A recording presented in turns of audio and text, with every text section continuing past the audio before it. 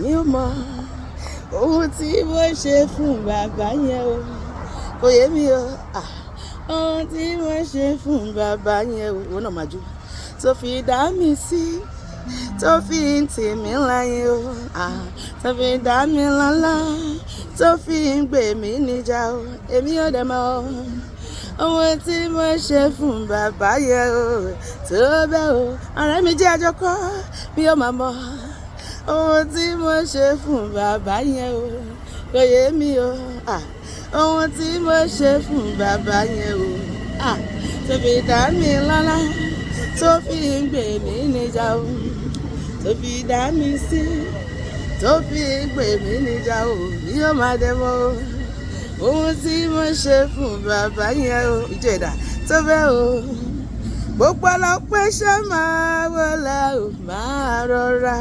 Gbogbo ọlọ́pẹ́ tó wà in the house, káwọn ẹ̀ sókè, kó máa jó níwájú Ọlọ́run tó dá wa sí. Agbágbálá tó sayírọ́, ó dá wa sí tilétilé tẹ̀bí tará. Gbogbo ọlọ́pẹ́ ṣe máa wọlé o, máa rọra. Ọlọ́pẹ́ ò ní àsìkò ti tó. Ó jẹ́ máa practice torí ọdún yìí ijó la máa fi jó. Ọlọ́pẹ́ ò ní àsìkò ti tó láti dúpẹ́. Àní ijó ni wọ́n fi jó. Ìṣòdà ẹni ni wọ́n fi níṣẹ́.